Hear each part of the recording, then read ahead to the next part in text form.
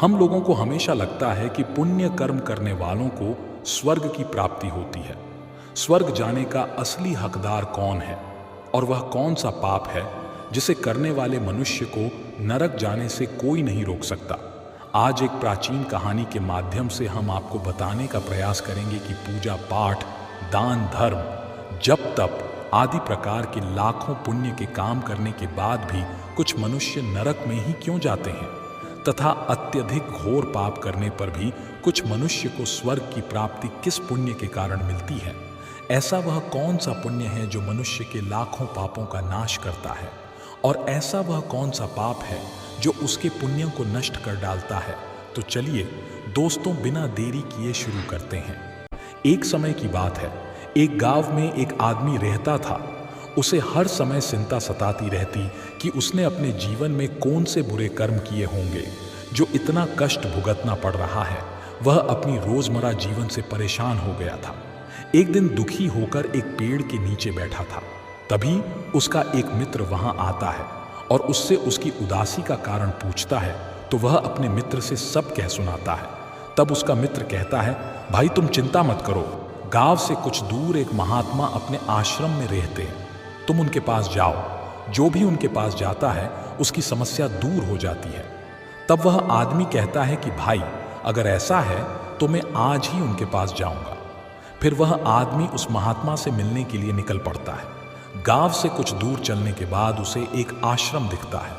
वह आश्रम में जाकर महात्मा को प्रणाम करता है और अपनी समस्या उन्हें बताता है, देवर्षि महाराज, कुछ मनुष्य पाप करने पर भी स्वर्ग में क्यों जाते हैं और कुछ मनुष्य को पुण्य करने के बावजूद भी नरक में क्यों जाना पड़ता है। ऐसा वह कौन सा पाप है जो सभी पुण्यों को नष्ट कर डालता है, और वह कौन सा पुण्य है जो समस्त पापों को भस्म कर डालता है। तब महात्मा मुस्कुराते हैं और कहते हैं, भंते, आज तुमने संसार के कल्याण हेतु उत्तम प्रश्न किया है। इसी संदर्भ में आज मैं तुमको एक प्राचीन कहानी सुनाता हूं, जिससे सुनकर तुमको तुम्हारे सभी प्रश्नों के उत्तर मिल जाएंगे। इसीलिए तुम इस कहानी को ध्यान से पूरा जरूर सुनना। वह आदमी कहता है, हे महात्मा, आपके मुख से इस कहानी को सुनना मेरा सौभाग्य है। मैं इस कहानी को ध्यान से पूरा अवश्य सुनूंगा और इसका प्रचार करूंगा। शायद इससे मेरे जीवन में कुछ प्रभाव पड़े। महात्मा कहते हैं, भंते पूर्व काल की बात है। मध्य देश के एक नगर में एक ही समय पर 4 व्यक्तियों की मृत्यु एक ही साथ हुई थी। वे सभी लोग विचारों में अलग अलग और अलग अलग प्रदेश के रहने वाले थे। केवल संयोग से ही उन चारों का अंत एक ही समय पर हो गया था। एक ही समय पर यम के 2 दूत उन चारों को लेने के लिए आए थे। मरने वालों में एक तो किसी प्रदेश का राजा था, दूसरा बड़ा धनी व्यापारी था, तीसरा एक पूजा पाठ करने वाला पंडित था, और चौथा गरीब मजदूर था जो दिन भर मेहनत करके अपने परिवार का पालन पोषण करता था। और वे सभी मृत्यु के पश्चात यमलोक में पहुंच जाते हैं। यमलोक पहुंचने पर वहां का दृश्य देखकर वे सभी भयभीत हो जाते हैं। उनका अंग अंग कांपने लगता है। यमलोक में विशालकाय आकार वाले यमराज सुवर्ण से बने सिंहासन पर विराजमान होते हैं। उनके पास चित्रगुप्त बैठे होते हैं, जिनके पास सभी प्राणियों का लेखा जोखा रखा हुआ है। यम के दूत उन आत्मा को आगे धकेल रहे होते हैं। कुछ मनुष्य जोर जोर से विलाप कर रहे होते हैं, तो कुछ मनुष्य अत्यंत प्रसन्न होकर चल रहे होते हैं। स्वर्ग के द्वार से सुंदर प्रकाश दिखाई पड़ रहा होता है, तो वही नरक के द्वार से धधकती हुई अग्नि की ज्वालाएं दिखाई पड़ रही होती है। इस भयानक दृश्य को देखकर वे चारों एक दूसरे से बात करने लगते हैं और अपने अपने पाप के विषय में चर्चा कर रहे होते हैं। उन 4 लोगों ने अपने जीवन में बहुत पाप कर्म किए हुए होते हैं और उन सभी को यह जान पड़ता है कि अब वे चारों ही नरक में ही जाने वाले हैं। जब यमदूत उन चारों आत्माओं को लेकर यमराज के सभा में पहुंचे तो उनके सम्मुख जाकर खड़े हो गए। वे चारों सोच रहे थे कि कौन स्वर्ग में जाएगा और कौन नरक में जाएगा। यमराज अपने आसन पर विराजमान नहीं हुए थे। उससे पहले ही चारों आपस में बातचीत करते हुए स्वयं को ही स्वर्ग का मिलना चाहिए, यह कहने लगे। सबसे पहले राजा कहने लगा, देखो, मुझे तो धर्मराज पक्का स्वर्ग में ही भेज देंगे, क्योंकि मैं एक विश्वविख्यात राजा हूं। मैंने अपने अनेक सदकर्मों से धरती लोक पर अपना खूब नाम कमाया है। चारों तरफ लोग मेरे अच्छे कर्मों की चर्चा करते हैं। कभी भी कोई मेरे द्वार से खाली हाथ नहीं गया। जो भी आया मैंने उसे इतना दिया कि वह जीवन भर मेरा नाम नहीं भूल पाया है। हर तरफ मेरे नाम का यशवगान हो रहा है। मेरे द्वारा लुटाए गए दान से लाखों लोगों को खाने को अन्न मिला और रहने को आसरा मिला। इसलिए मेरे कर्मों को देखते हुए धर्मराज मुझे पक्का ही स्वर्ग में भेजेंगे। राजा की बात सुनकर वह धनी व्यापारी हंस पड़ा और बोलने लगा, तुम तीनों तो इतने बड़े पापी हो कि तुम लोगों को नरक में जाना ही पड़ेगा। तुम लोगों ने घोर पाप किए हैं और इसीलिए यमराज तुम लोगों को कभी माफ नहीं करेंगे। यहां पर मौजूद मैं अकेला ही सबसे अधिक पुण्यवान हूं। मैंने अपने जीवन में बहुत पूजा पाठ किया है, ब्राह्मणों को दान दक्षिणा दी है। मैंने मृत्यु से पूर्व गाय का दान भी किया है और अब मेरे सभी पुत्र पौत्र मेरी आत्मा की मुक्ति के लिए बड़े कार्यक्रम का आयोजन कर रहे हैं। वे मेरे लिए श्राद्ध दान तर्पण कर रहे हैं, यज्ञ कर रहे हैं। इसीलिए मैं सबसे अधिक पुण्यवान हूं। मेरी 2 पत्नियां और 5 पुत्र हैं। इतने लोग मेरी मुक्ति के लिए उपाय कर रहे हैं। और हां, मैंने अपने जीवन में कभी कोई पाप नहीं किया है और जाने अनजाने में किए भी होंगे तो मेरे पुत्रों के श्राद्ध आदि के कार्यों द्वारा मेरे पाप भी नष्ट हो जाएंगे। मैं नित्य देव पूजा करता था, मंदिर जाता था, द्वार पर आए अतिथियों को भोजन कराता था। इसीलिए मुझे पूरा विश्वास है कि यमराज मुझे नरक में नहीं डालेंगे और मुझे मोक्ष की प्राप्ति निश्चित ही होगी। धनी व्यापारी की बात सुनते ही पंडित जी कहने लगे, अरे भाई, क्यों फिजूल की बातें कर रहे हो? स्वर्ग में जाना कोई आसान काम नहीं है। स्वर्ग में जाने के लिए दान के साथ साथ पूजा पाठ करना पड़ता है। इसीलिए स्वर्ग में प्रस्थान तो मैं ही करूंगा, क्योंकि मैंने भगवान का खूब पूजा पाठ किया है। पूरा जीवन मेरा पूजा आराधना में बीता है। मेरे शुभ कर्मों के कारण मेरे लिए ही धर्मराज स्वर्ग का दरवाजा खोलेंगे, यह बात मैं अच्छी तरह से जानता हूं। जब इस प्रकार तीनों ने अपनी अपनी बातें की और अपने अपने विचार रखें, फिर वह तीनों लोग उस चौथे व्यक्ति मजदूर की ओर की देखते हैं कि अब यह क्या कहता है। क्या इसने भी कोई अच्छा काम किया है या नहीं, या फिर इसका पूरा जीवन मजदूरी करते हुए दूसरों के अधीन रहकर ही बिता है। दूर उन सब की बातों को चुपचाप नीचे नजरें झुकाए खड़ा सुनता रहा और वे तीनों बड़े गर्व से अपनी प्रशंसा में झूठे थे। तभी धर्मराज अपने साथी चित्रगुप्त के साथ दरबार में हाजिर होते हैं। चित्रगुप्त के हाथों में एक मोटी सी किताब थी जिसमें समस्त प्राणियों के कर्मों का लेखा जोखा लिखा था। धर्मराज अपने आसन पर विराजमान होते हैं। उसके बाद चित्रगुप्त ने राजा को अपने पास बुलाया और उससे पूछने लगे कि तुम बताओ, तुम तो धरती पर बड़े ही विख्यात राजा थे। तुमने अपने जीवन में कौन कौन से शुभ कर्म किए हैं तथा कितने लोगों को दुख दिया है, कितने लोगों का भला किया है। मैं अपनी पुस्तक में देखकर यह फैसला करूंगा कि आप स्वर्ग में जाने के अधिकारी हैं या नहीं। तब बड़े गर्व के साथ राजा अपने कर्मों को बताता है। हे मुनिवर, मैं एक बहुत बड़े राज्य का स्वामी था। मेरा राज्य बड़ा ही समृद्ध और खुशहाल था। मेरे राज्य में दिनहीन गरीब लोग बहुत ही कम थे। सब मेरी छत्र छाया में बड़े आनंद के साथ जीवन यापन कर रहे थे। मैंने अपने राज्य के लोगों को किसी चीज की कमी नहीं होने दी। मेरे यहाँ हर भूखे को भोजन मिलता था। लाखों की धन मोहर उन्हें रोज दान में दी जाती थी। प्रजा के लोग मुझसे बहुत खुश रहते थे। दिन रात में यही मेरे जीवन के अच्छे कर्म हैं। राजा की बात सुनकर चित्रगुप्त ने अपनी पुस्तक उठाई और उसमें देखने लगे। पुस्तक में देखकर उन्होंने राजा को बताया कि तुम जो कह रहे हो वह बिल्कुल सत्य है। तुमने अपनी प्रजा को बहुत सुख दिया है, परंतु इसके साथ साथ तुमने बहुत बड़ा अपराध भी किया है। तुमने अपनी राज्य की सीमा को बढ़ाने के लिए जितने युद्ध लड़े हैं, उन युद्धों में हजारों लाखों की संख्या में सैनिकों ने अपनी जान गंवाई है। उन सब की मृत्यु का कारण तुम बने हो। उनके परिवारों को, उनके बच्चों को अनाथ करने वाले तुम हो। उनके स्त्रियों को विधवा बनाने वाले भी तुम हो। उनकी मां की गोद भी सुनी करने वाले तुम हो। तुमने अपने ही सैनिकों के हजारों परिवारों को हमेशा दुख दिया है। युद्ध लड़कर राज्य बढ़ाने से अच्छा था कि तुम अपने पड़ोसी देशों से मित्रता करके उनके साथ व्यापार बढ़ाते।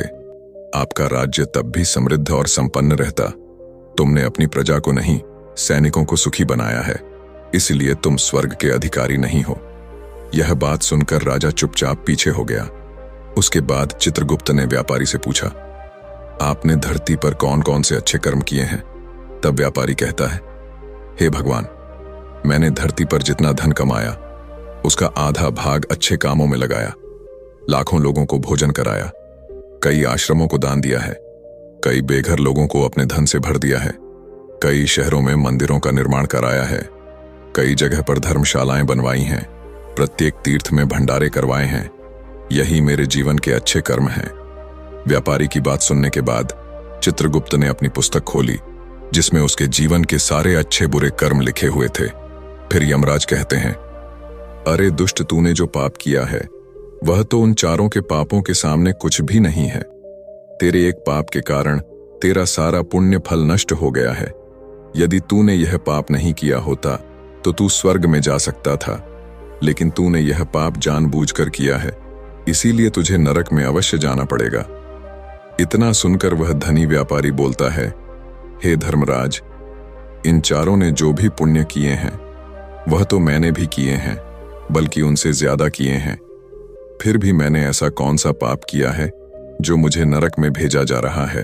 यमराज कहते हैं, हे दुष्ट, याद कर, तूने उस अबला विधवा नारी पर गलत लांछन लगाया था कि उसने तेरे घर पर चोरी की है, और इसके साथ ही तूने उसके ऊपर कई अन्य गलत लांछन लगाए थे। उसे व्यभिचारिणी और वेश्या कहकर उसके चरित्र का हनन किया है, और राजा ने उसे सत्य समझकर उस अबला विधवा नारी को मृत्यु दंड दे दिया था। मनुष्य ब्रह्म हत्या, चोरी, मदिरापान आदि प्रकार के घोर पापों से भी प्रायश्चित करके मुक्त हो सकता है, किंतु दूसरों पर गलत लांछन लगाने पर कोई प्रायश्चित नहीं है। जो दूसरों पर गलत आरोप करता है, सत्य जानकर भी दूसरों को झूठ कहकर उनके पर दोष डालता है, वह तो सबसे बड़ा पापी है। उसके द्वारा किए गए सभी पुण्य नष्ट हो जाते हैं। इसीलिए तूने जितने भी पुण्य किए हैं वे सभी उस एक पाप के कारण नष्ट हो गए। तुमने धरती पर जो दान धर्म किया है वह तुमने उस पैसे से किया है जिसको कमाने के लिए तुमने बहुत झूठ बोला है। तुमने बहुत ठगी की है, कई चीजों में मिलावट करके बेचा है, नकली चीजों को असली के दाम में बेचा है, कितने व्यापारियों को रास्ते से हटाया है। तुम्हारे इन कर्मों से अनजाने में कितने लोग बीमार होकर मर गए हैं, कितनों ने आत्महत्या कर ली, कितनों की मेहनत का पैसा तुम्हारे पास चला आया। उन सब लोगों की बद्दुआ तुम्हारे साथ है। तुमने जो कुछ भी अच्छा काम किया है वह कर्म शून्य हो गया है, इसलिए तुम्हारे पास भी तुम्हारा कोई शुभ कर्म नहीं है। तुम स्वर्ग में जाने के अधिकारी नहीं हो। चित्रगुप्त की बात सुनकर व्यापारी भी बड़ा उदास होकर पीछे हो गया। उसके बाद पंडित जी को आगे बुलाया और पूछने लगे, तुमने अपने जीवन में कौन से अच्छे कर्म किए हैं? तब पंडित जी कहते हैं, हे मुनिवर, मेरा पुण्य यह है कि मैंने हजारों लोगों को ज्ञान दिया है, हजारों यज्ञों के अनुष्ठान को संपन्न कराया है, हजारों के घरों में पूजा पाठ कराया है, दिन रात मैंने ईश्वर का जप तप किया है, हजारों कन्याओं का विवाह कराया है, लाखों पिंडदान श्राद्ध कराए हैं, अनगिनत लोगों को मार्गदर्शन किया है। इससे ज्यादा शुभ कर्म और क्या हो सकता है? तब चित्रगुप्त अपनी पुस्तक में देखकर बताते हैं, हे पंडित महाराज, आपका कहना सत्य है। आपने वास्तव में हजारों लोगों को ज्ञान दिया है, लेकिन उस ज्ञान पर स्वयं कभी अमल नहीं किया। आपने सैकड़ों यज्ञ पूजा अनुष्ठान कराए, पर उसको निस्वार्थ भाव से किया गया, कोई कर्म नहीं था। तुम हमेशा से धन के लालची रहे हो, इसलिए तुम स्वर्ग में जाने के अधिकारी नहीं हो। अब वो पंडित जी भी उदास होते हुए पीछे हो गए। अब बचा केवल मजदूर, वह मजदूर यह सब देखकर बड़ा हैरान था कि अब तक वह जिनको इतना महान समझ रहा था उनमें से कोई भी स्वर्ग का अधिकारी नहीं रहा। तो मैं कैसे स्वर्ग में जा सकता हूं? मुझे तो स्वर्ग की कल्पना भी नहीं करनी चाहिए, क्योंकि मैं तो कभी पूजा पाठ, जब तब या दान करने के लायक भी नहीं था, तो शुभ कर्म कहां से करता? मैं तो मेहनत मजदूरी करके सारे जीवन अपने परिवार का भरण पोषण करता रहा। वह मजदूर यह सब बातें सोच ही रहा था। इतने में ही चित्रगुप्त ने उसे भी आवा लगा दी और उससे पूछा, किंतु वह मजदूर तो पहले से ही कहने लगा, भगवान, मैंने धरती पर एक गरीब के घर में जन्म लिया था। दान हवन पूजा पाठ करने के मैं लायक ही नहीं था, तो मैं शुभ कर्म कहां से करता? मैं तो अपने परिवार का पालन पोषण बड़ी मुश्किल से कर लेता था। मैं जानता हूं भगवान, कि मैं स्वर्ग में जाने का अधिकारी नहीं हूं। मैंने धरती पर भी नर्क भोगा है और आगे भी नर्क में ही जाने की हैसियत है। किंतु हे प्रभु, यहां पर भी मेरी एक इच्छा है। मैं स्वर्ग में तो नहीं जा पाऊंगा, लेकिन मैं एक बार स्वर्ग को अपनी आंखों को झपका कर देखना चाहता हूं। इससे अधिक मेरी कोई इच्छा नहीं है, क्योंकि मैंने ऐसा कोई कर्म नहीं किया है जो कुछ देर के लिए ही मुझे स्वर्ग में पहुंचा दे। मजदूरी के बाद लोगों की सेवा के लिए मेरे पास समय नहीं बच पाता था। बचा हुआ समय मैं अपने बूढ़े माँ बाप की सेवा में लगा देता था। उनके लिए उन्हें खिलाता पिलाता, उनके वस्त्र बदलता, यही मेरी दिनचर्या थी। मुझे तो मंदिर में जाने का भी अवसर नहीं मिलता था। मजदूर की बात सुनकर चित्रगुप्त ने अपनी पुस्तक में देखकर पूछा, हे मानव, तुम ध्यान से सोचकर बताओ कि तुमने कभी तो कोई शुभ कर्म किया होगा। तब मजदूर अपने पूरे जीवन के घटनाक्रम को याद करता है। तब उसे याद आता है कि एक बार उसे बहुत तेज भूख लगी थी। वह रोटी खाने के लिए बैठा ही था। कितने में वहां एक बहुत ही कमजोर बीमार कुत्ता टहल हुआ आ गया, जो ठीक से चल भी नहीं पाता था। वह आकर मेरे सामने बैठ गया और मेरी रोटी की ओर गौर से देखने लगा। मैं समझ गया कि वह कुत्ता बहुत भूखा है। मेरे अंदर से आवाज आई कि बेजुबान जानवर को छोड़कर तू अकेला कैसे खा सकता है। मैंने वह रोटी स्वयं ना खाकर उस कुत्ते को खिला दी। उस दिन मैंने पूरे दिन भूखे पेट रहकर ही काम किया था। मजदूर की बात सुनाकर चित्रगुप्त मुस्कुराए और उसका हाथ पकड़कर बड़े सम्मान के साथ उसे स्वर्ग में लेकर गए और बोले, वास्तव में आप ही स्वर्ग में रहने के अधिकारी हो। प्राणियों पर दया दिखाना ही सबसे बड़ा शुभ कर्म है। मनुष्य जो भी कर्म निस्वार्थ भाव से करता है, वास्तव में उसका ही उसे सबसे बड़ा पुण्य मिलता है। निस्वार्थ भाव से किया गया जन कल्याण के लिए एक छोटे से छोटा काम भी आपके सैकड़ों पापों को नष्ट कर देता है। लोगों से लालच, मोह और स्वार्थ के वशीभूत होकर किया गया शुभ कर्म भी फलदायी नहीं होता है। इसलिए ध्यान रहे, जीवन में अच्छे कर्म अच्छी भावना के साथ करना चाहिए। ऐसा नहीं होना चाहिए कि आपने किसी से धन छीनकर या चुराकर कर्म में लगा दिया हो। वह धन आपने किसी से गलत करके लिया हो और बाद में उसी धन को दान पुण्य में जाने से नहीं उभर सकता। दोस्तों, स्वर्ग में वही व्यक्ति जाता है जिसने निष्काम निस्वार्थ भाव से प्राणियों की सेवा की हो। भले ही उसने जीवन में एक पैसा भी दान ना किया हो, पर वह जिस लायक था, अपनी सामर्थ्य के अनुसार उसने निस्वार्थ भाव से जो भी काम है वही उसकी मुक्ति का रास्ता तय करता है। तो दोस्तों, आशा करते हैं आपको यह कहानी अवश्य ही अच्छी लगी होगी। तो दोस्तों, कैसी लगी आपको ये कहानी, आप हमें कमेंट सेक्शन में जरूर बताना। और अच्छी लगी हो तो इस चैनल को सब्सक्राइब जरूर कर लेना।